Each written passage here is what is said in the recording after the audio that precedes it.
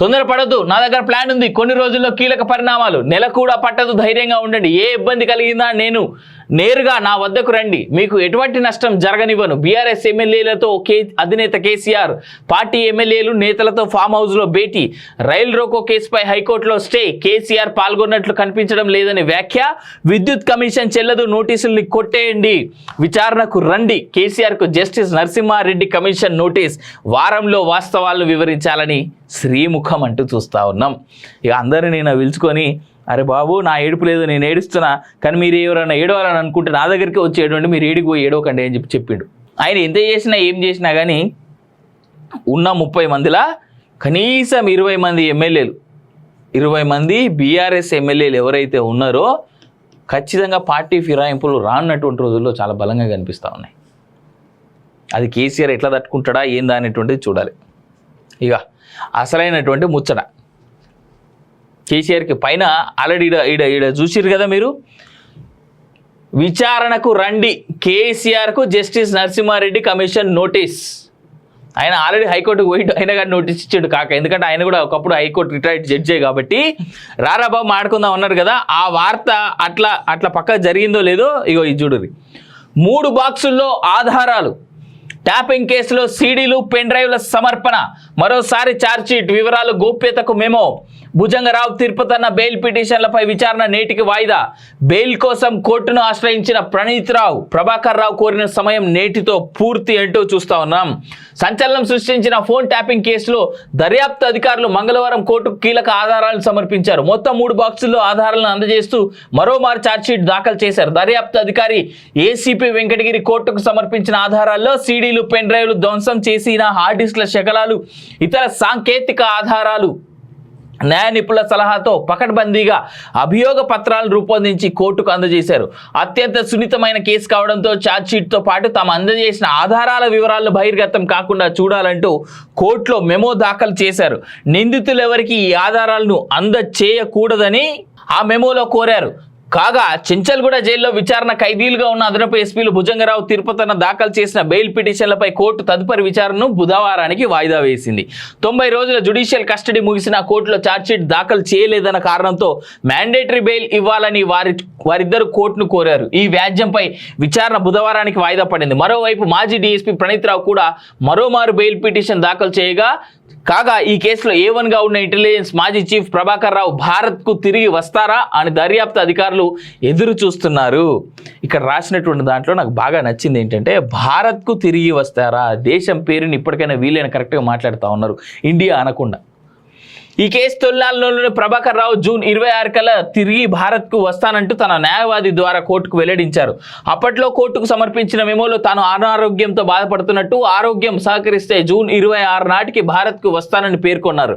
ఇప్పటి వరకు ఈ కేసులో ప్రణీత్ రావు, భుజంగరావు, తిరుపతన్న, రాధాకిషన్ రావు అరెస్ట్ అవ్వగా పోలీస్ కస్టడీలో వారంతా ముక్త కంఠంతో ప్రభాకర్ రావు చెప్పినట్టే చేశాం అని వాంగ్మూలం ఇచ్చారు. ఎన్నికల సమయంలో డబ్బు తరలింపు వ్యవహారం విషయంలోనూ ఆదేశాలు ఇచ్చింది ప్రభాకర్ రావేనని పేర్కొన్నారు. దీంతో ఇప్పుడు ప్రభాకర్ రావును విచారిస్తే గానీ ఈ కేసు వెనుక ఉన్న సూత్రధారులు, గత ప్రభుత్వ ప్రముఖుల పేర్లు బయటకు వచ్చే పరిస్థితులు లేవని దర్యాప్తు అధికారులు భావిస్తున్నారు. ఇప్పటికే 10 మంది వరకు రాజకీయ నాయకుల పేర్లు బయటకు వచ్చిన పోలీసులు వారిని ఇంకా విచారించాల్సి ఉంది అంటూ చూస్తా ఉన్నాం. చాలా పెద్దగా స్ట్రేట్ ఒకటే ముచ్చట ఏంటంటే, బాబు నువ్వు ఇండియాకైతే రా, ఎవరైతే మిస్సింగ్ ప్రభాకర్ రావు ఉన్నాడో ఆయన వచ్చేస్తే ఇక రాజకీయ నాయకుల అరెస్టులు వాళ్ళని కూడా విచారించేందుకు పెద్ద ఎత్తున ముందుకు పోయేందుకైతే అవకాశాలు కనిపిస్తూ ఉన్నాయి. ఎట్లా చూసుకున్నా ఇప్పటిదాకా అయితే కేవలం ఎలక్ట్రిసిటీకి సంబంధించి, కాళేశ్వరంకి సంబంధించి మనం చూసినాం. కానీ ఫోన్ ట్యాపింగ్ అంశం, ఎన్నిటికంటే ముందు మొదలైనటువంటి ఫోన్ ట్యాపింగ్ అంశంలో కూడా ఎట్టి పరిస్థితుల్లో కేసీఆర్ కార్నర్ అయింది అనేటువంటిది చాలా క్లియర్గా కనిపిస్తూ ఉన్నటువంటి అంశం. ఇక ప్రభాకర్ రావు ఒక్కడు 26వ తారీఖు కదా, ఇవాళ 26. ఇక ప్రభాకర్ రావుకి పెట్టుకున్నటువంటి ఆయన ఇచ్చుకున్నటువంటి డేటే అయిపోయింది కాబట్టి రేపో మాపో వచ్చేస్తే ప్రభాకర్ రావుని కూడా కూర్చోబెట్టి మాట్లాడిస్తే ఆ కేసీఆర్, కేటీఆర్, హరీష్, సంతోష్ రావు మేజర్గా వీళ్ళందరినీ తీసుకుపోయి చక్కగా కూర్చోబెట్టి కడిగేసి ఏమన్నాడు, కడిగిన ముత్యం లెక్క వస్తుంది నా బిడ్డ అనేటువంటి మాట కేసీఆర్ చెప్పిండు అప్పట్లో కవిత కోసం. కడిగిన ముత్యం లెక్కనే మా కేసీఆర్ కూడా ఈ కల్వకుంట్ల కేసీఆర్, కేటీఆర్, సంతోష్ రావు అట్లే హరీష్ రావులు కూడా బయటికి రావాలని కోరుకుంటా ఉన్నా ఫోన్ ట్యాపింగ్ అంశం నుంచి. ఎందుకంటే తప్పు చేయనోడు కడిగిన ముత్యం అంటాడు, తప్పుల వాడ్డోడు సైలెంట్గా మూసుకొని ఉంటాడు. తొందరపడద్దు, నా దగ్గర ప్లాన్ ఉంది, కొన్ని రోజుల్లో కీలక పరిణామాలు, నెల కూడా పట్టదు, ధైర్యంగా ఉండండి, ఏ ఇబ్బంది కలిగిందా నేను నేరుగా నా వద్దకు రండి, మీకు ఎటువంటి నష్టం జరగనివ్వను. బీఆర్ఎస్ ఎమ్మెల్యేలతో అధినేత కేసీఆర్, పార్టీ ఎమ్మెల్యేలు నేతలతో ఫామ్ హౌస్లో భేటీ, రైల్ రోకో కేసుపై హైకోర్టులో స్టే, కేసీఆర్ పాల్గొన్నట్లు కనిపించడం లేదని వ్యాఖ్య, విద్యుత్ కమిషన్ చెల్లదు, నోటీసుల్ని కొట్టేయండి, విచారణకు రండి, కేసీఆర్కు జస్టిస్ నరసింహారెడ్డి కమిషన్ నోటీస్, వారంలో వాస్తవాలను వివరించాలని శ్రీముఖం అంటూ చూస్తూ ఉన్నాం. ఇక అందరినీ నేను పిలుచుకొని, అరే బాబు నా ఏడుపు లేదు, నేను ఏడుస్తున్నా, కానీ మీరు ఎవరైనా ఏడవాలని అనుకుంటే నా దగ్గరికి వచ్చి ఏడవండి, మీరు ఏడికి పోయి ఏడవకండి అని చెప్పిండు. ఆయన ఎంత చేసినా ఏం చేసినా కానీ ఉన్న 30 మందిలా కనీసం 20 మంది ఎమ్మెల్యేలు, 20 మంది బీఆర్ఎస్ ఎమ్మెల్యేలు ఎవరైతే ఉన్నారో ఖచ్చితంగా పార్టీ ఫిరాయింపులు రానున్నటువంటి రోజుల్లో చాలా బలంగా కనిపిస్తూ ఉన్నాయి. అది కేసీఆర్ ఎట్లా తట్టుకుంటాడా ఏందా అనేటువంటిది చూడాలి. ఇక అసలైనటువంటి ముచ్చట, కేసీఆర్కి పైన ఆల్రెడీ ఈడ చూసిరు కదా మీరు, విచారణకు రండి, కేసీఆర్కు జస్టిస్ నరసింహారెడ్డి కమిషన్ నోటీస్. ఆయన ఆల్రెడీ హైకోర్టుకు పోయి అయినా కానీ నోటీస్ ఇచ్చాడు కాక, ఎందుకంటే ఆయన కూడా ఒకప్పుడు హైకోర్టు రిటైర్డ్ జడ్జే కాబట్టి రారాబాబు మాడుకుందాం అన్నారు కదా, ఆ వార్త అట్లా పక్క జరిగిందో లేదో ఇగో ఇది చూడుర్రి. 3 బాక్సుల్లో ఆధారాలు, ట్యాపింగ్ కేసులో సీడీలు, పెన్ డ్రైవ్ల సమర్పణ, మరోసారి ఛార్జ్షీట్, వివరాలు గోప్యతకు మెమో, భుజంగరావు తిరుపతన్న బెయిల్ పిటిషన్లపై విచారణ నేటికి వాయిదా, బెయిల్ కోసం కోర్టును ఆశ్రయించిన ప్రణీత్ రావు, ప్రభాకర్ రావు కోరిన సమయం నేటితో పూర్తి అంటూ చూస్తా ఉన్నాం.